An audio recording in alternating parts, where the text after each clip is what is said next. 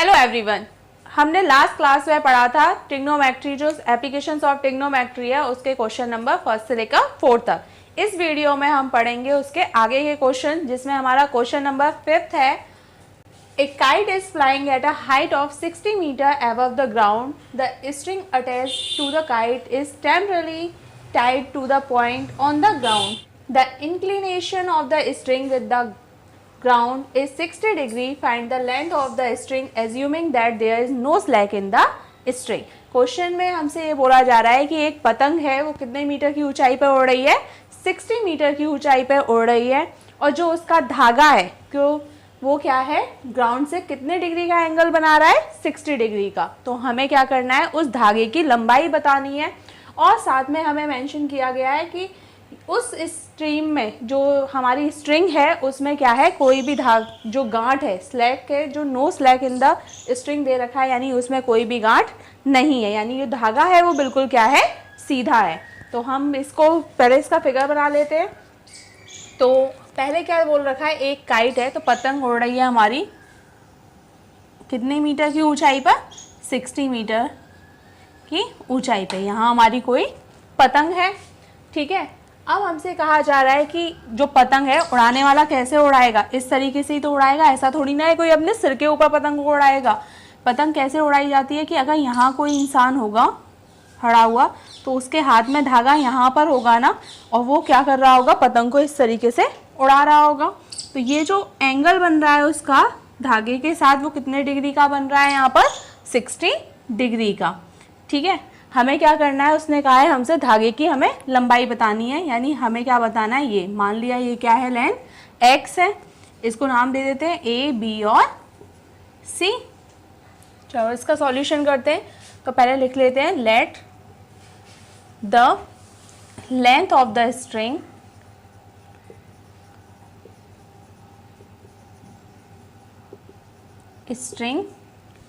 AC equal to x।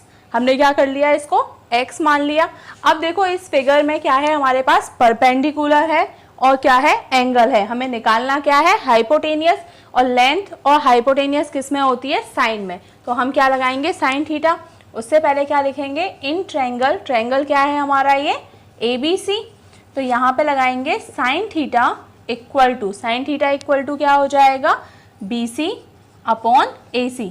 अब theta क्या होता है, ये जो एंगल होता है वही हमारा क्या होता है, थीटा होता है, ठीक है। अब साइन थीटा की वैल्यू हमें कितनी दे रखी है, 60 डिग्री इक्वल टू BC हमें कितना दे रखा है, 60, और हमने AC कितना माना हुआ है, x। अब साइन 60 की जो वैल्यू है वो कितनी है हमारी, √3/2 इक्वल टू 60 अपॉन x। अगर क्रॉस मल्टीप्लाई करेंगे तो √3 के साथ x मल्टीप्लाई में होगा और 60 के साथ 2 मल्टीप्लाई में जाएगा। तो ये क्या हो जाएगा, √3 मल्टीप्लाई x इक्वल टू 120। ये √3 इधर मल्टीप्लाई में, इधर किस में जाएगा, डिवाइड में। तो ये क्या हो जाएगा, 120 अपॉन √3। डिनोमिनेटर रूट में नहीं रहता, इसलिए क्या करेंगे, इसको रेशनलाइज करेंगे। तो √3 से क्या कर देंगे, न्यूमरेटर में मल्टीप्लाई कर देंगे और डिनोमिनेटर में। तो ये क्या हो गया, x इक्वल टू 120 √3 अपॉन 3। 3 से 120 कैंसिल हो जाएगा, कितने टाइम्स कैंसिल होगा, ये 4 टाइम कैंसिल होगा, 40 टाइम। तो ये क्या हो जाएगा, 40 √3, यानी x की वैल्यू हमें कितनी मिल गई, 40 √3 मीटर। तो the length of the string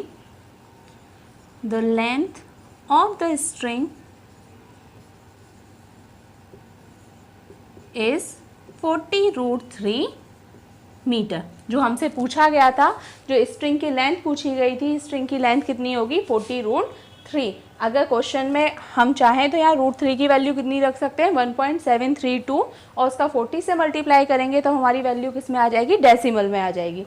लेकिन NCERT के जितने भी क्वेश्चंस हैं वो क्या है, रूट में ही छोड़ दिया, उसकी वैल्यू नहीं रखी गई है। तो इसका आंसर हो गया x इक्वल टू, या जो लेंथ ऑफ द स्ट्रिंग है वो कितनी है, 40 √3। अब देखते हैं नेक्स्ट क्वेश्चन। नेक्स्ट क्वेश्चन है हमारा question number 6। A 1.5 meter tall boy is standing at some distance from a 30 meter tall building. The angle of elevation from his eyes to the top of the building increases from 30 to 60 degree as he walks towards the building. Find the distance he walked toward the building. उसमें हमसे क्या कहा गया है question में कि एक 1.5 metre लंबा एक लड़का है, वो क्या कर रहा है, सामने जो 30 मीटर की जो बिल्डिंग है उसको क्या कर रहा है, खड़े होकर देख रहा है। ठीक है, उसकी आंख से जो एंगल है वो कितने का बन रहा है, 30 डिग्री से कितने का हो जाता है, 60 डिग्री का, यानी 60 डिग्री का हो जाता है जब वो बिल्डिंग की तरफ चलता है। तो हमें ये बताना है कि वो बिल्डिंग की तरफ कितनी दूरी के चला कि उसका जो एंगल है वो 30 डिग्री से कितना हो गया, 60 डिग्री। तो इसके लिए क्या करते हैं, सबसे पहले फिगर बनाते हैं। तो सबसे पहले हम क्या करते हैं, एक हमारी जो बिल्डिंग है, बिल्डिंग बनाते हैं, कितने मीटर ऊंची है, 30 मीटर। ठीक है, अब कोई एक जो बच्चा है, जो भी आदमी खड़ा है, वो कितने मीटर लंबा है, 1.5 मीटर लंबा है। ठीक है, और वो क्या कर रहा है, वो खड़ा हुआ है और खड़े होकर क्या कर रहा है, उस बिल्डिंग के टॉप को देख रहा है। तो उसका एंगल कितने का बन रहा है, यहाँ से 30 डिग्री का। लेकिन जैसे ही वो क्या करता है, बिल्डिंग की तरफ यहाँ थोड़ी दूर चलता है, तो हमने मान लिया इस पॉइंट को क्या है, इसको मान लिया A, B और C, इसको मान लिया D, यानी इतनी दूरी वो चलकर दोबारा से उस बिल्डिंग के टॉप को देखता है। तो यहाँ से जो एंगल बनता है वो कितने डिग्री का बनता है, 60 डिग्री का। ठीक है, फिगर तो बन गया, पर एक बार फिर देख लेते हैं। हमसे क्या बोला गया कि एक इंसान है जो कितना लंबा है, एक लड़का है, वो कितना मीटर लंबा है, 1.5 मीटर लंबा है, और वो क्या है, खड़ा है। खड़े होने से और बैठने से कितना अंतर पड़ता है, देखो कि अगर हम यहाँ से देख रहे होते तो बिल्डिंग की ऊंचाई कितनी रहती, पूरी की पूरी 30 रहती। ठीक है, लेकिन अगर वो खड़ा है तो यहाँ से इस बार जो उसकी आंख है वो कहाँ है, यहाँ से वो देख रहा है इसको। तो अब उसके लिए जो बिल्डिंग की ऊंचाई है वो कितनी रह गई है, यहाँ पर 30 माइनस 1.5 यानी 28.5, यानी ये जो लेंथ है ये कितनी रह गई यहाँ पर, 28.5। यहाँ हमने क्या किया, देखो ये क्या था, पूरी 30 मीटर की ऊंची क्या थी, हमारे पास बिल्डिंग थी, और यहाँ पर क्या है, वो इतना यानी 1.5 मीटर क्या है, वो लड़का खड़ा हो गया है। तो इट मीन्स अब जो ऊंचाई बची है बिल्डिंग की वो कितनी बची है, 28.5। ठीक है, हमने इसको क्या मान लेते हैं, AD की लेंथ को कितना मान लेते हैं, x, और इसको कितना मान लेते हैं, y। और हमसे क्वेश्चन में क्या पूछा गया है कि हमें ये बताना है कि जो लड़का 30 डिग्री का एंगल बना रहा था वो बिल्डिंग की तरफ कितना चला, कि एंगल कितने का हो गया, 60 डिग्री का। यानी हमें क्या बताना है, इसमें x बताना है, यानी AD की क्या बतानी है, डिस्टेंस बतानी है। तो क्वेश्चन में पहले लिख लेते हैं, लेट द लेंथ नहीं लिखते, लेट लिख लेते हैं सिंपल लैंग्वेज में, let AD distance of AD, let distance he walked towards the building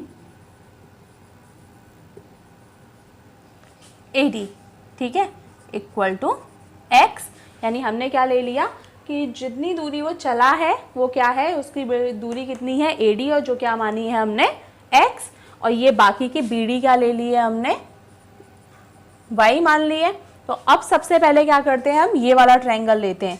ये ट्रायंगल क्या है हमारा, BC और D। यहाँ लेते हैं इन ट्रायंगल BCD में। ठीक है, BCD में अगर हम देखें तो हमें y और x की वैल्यू निकालनी है, यानी परपेंडिकुलर लेना है और क्या लेना है, बेस। तो ये किस में आता है, 10 में।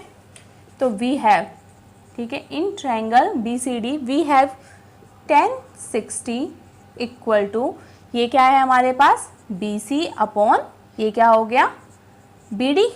ठीक है, तो 10 60 कितना हो गया, √3 वैल्यू हो गई इसकी, और BC हमारे पास कितना है, 28.5, और BD हमने कितना लिया है, y। तो यहाँ से जो y की वैल्यू निकलेगी वो कितनी निकलेगी, 28.5 अपॉन √3। ये यहाँ आ गया, ठीक है, ये यहाँ आ गया डिवाइड में, और ये आ गया इधर। तो यहाँ से y की वैल्यू अगर इसको रेशनलाइज करें हम, तो ये कितना हो जाएगा, 28.5 अपॉन √3 मल्टीप्लाई √3 अपॉन √3। तो यहाँ से y की जो वैल्यू निकलेगी वो कितनी निकलेगी, 28.5 √3, और √3 इंटू √3 3। तो यहाँ से अगर 3 से इसको डिवाइड करेंगे तो 3 9 ज़ा 27 और पॉइंट ये कितना हो जाएगा 9.5 रूट 3 मीटर। यानी जो हमारी y है वो कितनी निकल आई है 9.5 रूट 3। अब क्या करेंगे हम x की वैल्यू निकालेंगे। x की वैल्यू निकालने के लिए क्या करेंगे, इस बार क्या लेंगे, पूरा ये ट्रायंगल लेंगे। पहले हमने क्या लिया था, केवल ट्रायंगल कौन सा लिया था, BCD। इस बार क्या लेंगे, पूरा ABC। इन ट्रायंगल ABC में, ठीक है, वी हैव, हमारे पास क्या है, एंगल कितने का दे रखा है 30 डिग्री का, यानी 10 30 डिग्री इक्वल टू, ठीक है, यहाँ पर लेंगे हम, ये क्या हो जाएगा BC अपॉन ये कितना हो जाएगा पूरा AB। इस पूरे ट्रायंगल के लिए जो पूरी डिस्टेंस है वो कितनी होगी, AB है। 10 30 की वैल्यू कितनी हो गई 1/√3 और यहाँ पे BC की कितनी है 28.5 और AB का पूरे का मतलब क्या है x प्लस वाई। AB की जो पूरी लेंथ है वो कितनी है x प्लस वाई, ठीक है। क्रॉस मल्टीप्लाई अगर हम करें तो ये कितना हो जाएगा x plus y equal to 28.5 √3 इसके साथ मल्टीप्लाई में और ये 1 के साथ। हमने y की वैल्यू यहाँ से कितनी निकाली है 9.5 √3, तो y की जगह पे जो हमने ये वैल्यू निकाली है वो पुट कर दें, ये कितना हो जाएगा 9.5 √3 इक्वल टू 28.5 √3। अब यहाँ ये इधर प्लस में है, इधर किस में जाएगा माइनस में, तो यहाँ से x की वैल्यू कितनी आएगी 28.5 √3 माइनस 9.5 √3, यानी x इक्वल टू 28.5 में से 9.5 को माइनस करेंगे कितना होगा √3 होगा। ये देखो 28.5 में से 9.5 को माइनस करेंगे तो ये 0, ठीक है, और ये क्या हो गया 19, तो ये कितना हो गया 19 √3 मीटर। अगर यहाँ पर √3 की वैल्यू 1.732 रखोगे तो ये आ जाएगी डेसिमल में वैल्यू और यहाँ तक छोड़ दोगे पूरे मार्क्स मिलेंगे, कोई दिक्कत नहीं है। तो ये हो गया हमारा क्वेश्चन नंबर 6। इस एक्सरसाइज का क्वेश्चन नंबर 7 है, from a point on the ground the angle of elevation of the bottom and the top of a transmission tower fixed at a point of a 20 metre high building are 45 degree and 60 degree respectively, find the height of the tower. तो देखो ये ऐसे questions हैं board में बहुत आते हैं, जैसे क्वेश्चन नंबर 6 था जिसमें एक लड़का खड़ा हुआ था और वो उसको क्या देख रहा था, बिल्डिंग को देख रहा था। इसमें कंफ्यूज बच्चा इसलिए हो जाता है कि 1.5 जो मीटर है उसको काउंट करता ही नहीं है। इसी तरीके से इसमें बच्चे को समझ में नहीं आता है कि टावर बिल्डिंग के ऊपर है या बिल्डिंग टावर के ऊपर है।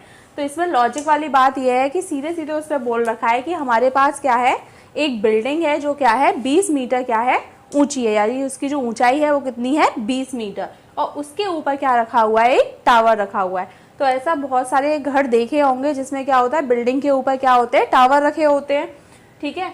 तो ये उसी के लिए बोल रहा है। तो जहाँ पर क्या बोल रहा है कि जो बोल रहा है कि ग्राउंड से जो देख रहा है उसको टावर के टॉप को, वो कितने डिग्री का एंगल बना रहा है, पहले क्या देख रहा है बॉटम और फिर क्या देख रहा है टॉप। यानी बॉटम को देखने पे एंगल कितने का बनना है 45 डिग्री का और टॉप को देखने पे एंगल कितने का बनना है 60 डिग्री का। तो सबसे पहले क्या करते हैं, फिगर बना लेते हैं क्योंकि उसमें हमें क्या निकालनी है, टावर की हाइट, ठीक है। तो सबसे पहले क्या करते हैं, बनाते हैं हमने क्या किया, एक तो बिल्डिंग ले ली, बिल्डिंग ये हो गई हमारी कितने मीटर की 20 मीटर की, ठीक है, और इसको हमने नाम दे दिया A और B, ठीक है।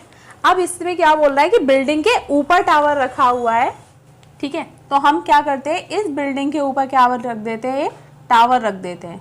तो ये हो गया हमारा टावर, इसको मान लेते हैं पॉइंट हम C। अब क्वेश्चन में हमसे बोल रहा है कि यहाँ पर कोई ग्राउंड पे से अगर वो क्या करता है, यहाँ एक ग्राउंड है, ठीक है, या ग्राउंड के इस पॉइंट से अगर वो बॉटम, इसमें दे रखा है, पहले क्या दे रखा है बॉटम। इन क्वेश्चंस में क्या होता है कि प्रॉब्लम क्या होती है कि हमें ये चीज़ देखनी पड़ती है कि पहले बॉटम है या टॉप है, उसके अकॉर्डिंग हमें क्या लेना पड़ता है एंगल। अगर हमने यहाँ टॉप पहले ले लिया तो टॉप क्या हो जाएगा 45 डिग्री का, ठीक है। अगर हमने पहले टॉप ले लिया, सब यहाँ नहीं पढ़ा कि हमारा पहले बॉटम है या टॉप है, हमने क्या कर दिया टॉप ले लिया, टॉप तो हो जाएगा हमारा 45 डिग्री का और बॉटम क्या हो जाएगा 60 डिग्री का। तो ऐसा पॉसिबल नहीं है ना कि हम नीचे देख रहे हो तो एंगल कितने का बने हमारा, कम का, और ऊपर देखने पे अगर सिर उठाकर हम देखें तो एंगल कितने का बने, कम का। ऐसा पॉसिबल नहीं है। और इसके बाद क्या होता है, हमारा आंसर भी क्या आएगा, गलत आएगा। तो सबसे पहले हम ये चेक करते हैं कि पहले हमारा बॉटम है और उसके बाद क्या है हमारा टॉप। तो बॉटम का मतलब जो ये टावर है, टावर का बॉटम क्या हो गया, ये पॉइंट ए हो गया। यहां से जो एंगल बन रहा है हमारा वो कितने डिग्री का बन रहा है हमारा,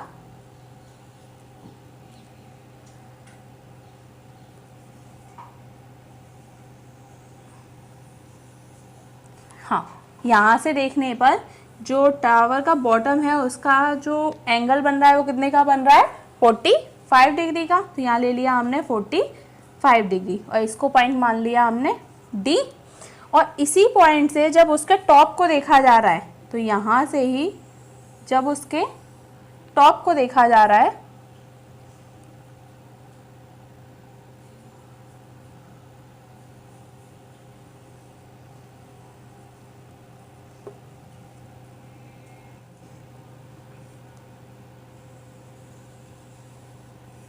ठीक है, जब उसके टॉप को देखा जा रहा है तो एंगल कितने का बनना है, 60 डिग्री का। अब यहाँ पर ऐसा नहीं है कि इस वाले एंगल को 60 लिख दो, ये क्या है, पूरा एंगल 60 का है, क्योंकि यहाँ से खड़े होकर जब वो देख रहा है तो उसकी आंखें कहाँ है, यहाँ पर, तो वो इसको देख रहा है। लेकिन जब वो उसको देखेगा तब ये पूरा एरिया कवर करेगा। तो ये कितने का हो गया, 60 डिग्री का। अब क्या करते हैं, हाइट टावर की कितनी मान लेते हैं, h, और ये डिस्टेंस को मान लेते हैं हम x। कोई प्रॉब्लम नहीं है, या लिख लें, let the height of the tower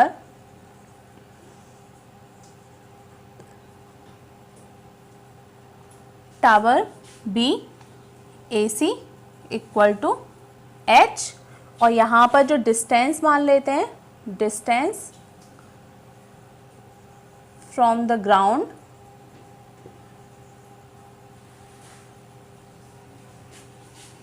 to the foot of the tower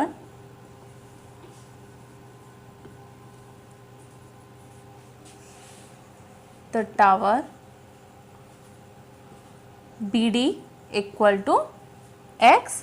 ठीक है, तो ये क्या हो गया, टावर की जो हाइट है वो हमने कितनी ले ली, h, और जो डिस्टेंस थी ग्राउंड से और जो टावर के फुट तक की वो कितनी ले ली हमने, x। अब यहाँ लेते हैं, सबसे पहले क्या लेंगे, ये वाला ट्रायंगल लेंगे। ठीक है, यहाँ से क्या करेंगे, x की वैल्यू निकालेंगे। तो लेते हैं इन ट्रायंगल, तो ये वाला ट्रायंगल कौन सा है हमारा, ए बी और D. In triangle A B D में वी हैव, हमारे पास क्या है यहाँ पर, tan 45। देखो यहाँ पर हमें क्या निकालना है, परपेंडिकुलर है और बेस निकालना है, और परपेंडिकुलर और बेस किस में आता है, या तो tan में आता है या cot में आता है। तो हमने क्या लगा दिया, tan। तो यहाँ हो गया tan 45 और ये क्या हो गया, A B upon B D. Perpendicular हो गया ए बी और बेस क्या हो गया, बी डी। अब tan 45 की वैल्यू क्या होती है हमारी, 1 होती है। 1 इक्वल टू ए बी कितना दे रखा है हमें, 20, और बी डी कितना दे रखा है हमें, x। तो यहाँ से x की वैल्यू कितनी निकल कर आएगी, 20, यानी ये कितना निकल आया हमारा, 20 मीटर। ठीक है, x की वैल्यू हमें मिल गई 20।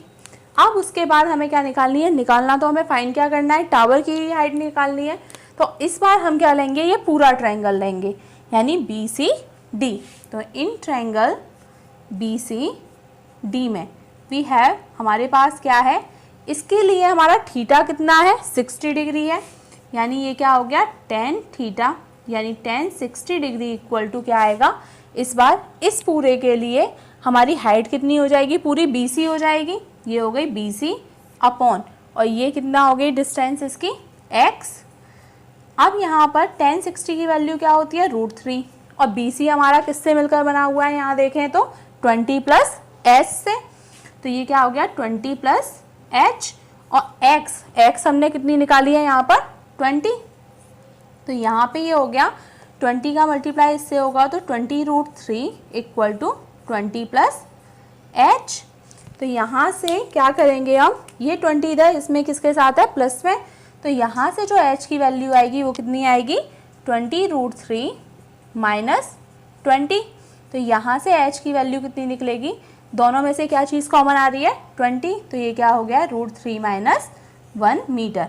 यानी जो टावर की जो हाइट है वो हमारी कितनी निकलेगी 20√3 माइनस 1। तो यहाँ लिखेंगे कैसे, द हाइट ऑफ द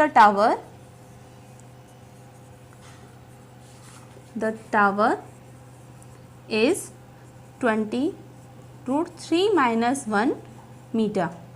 ठीक है। वैसे इन क्वेश्चंस में क्या होता है कि एनसीईआरटी में तो क्वेश्चंस में क्या है रूट तक ही वैल्यू छोड़ दी है आंसर में, लेकिन अगर आर.डी. शर्मा वगैरह कोई भी और देखोगे तो उसमें क्या करते हैं √3 की वैल्यू रखते हैं, उसे प्रॉपर सॉल्व करते हैं, उसके बाद क्या करते हैं आंसर देते हैं। ठीक है। पर यहाँ तक लिख कर आओगे तो मार्क्स नहीं कटेंगे। और दूसरी चीज़, इस टाइप के क्वेश्चंस नॉर्मली बोर्ड में 1-2 आती हैं। 6 क्वेश्चन था या 7 क्वेश्चन है, ये 2 क्वेश्चन बोर्ड में आती हैं, इन दोनों में से एक क्वेश्चन। आज की क्लास में हमने क्वेश्चन नंबर 5, 6 और 7 किए हैं सॉल्व, और आज की क्लास में इतना ही। आगे के क्वेश्चंस करेंगे हम नेक्स्ट क्लास में अपने।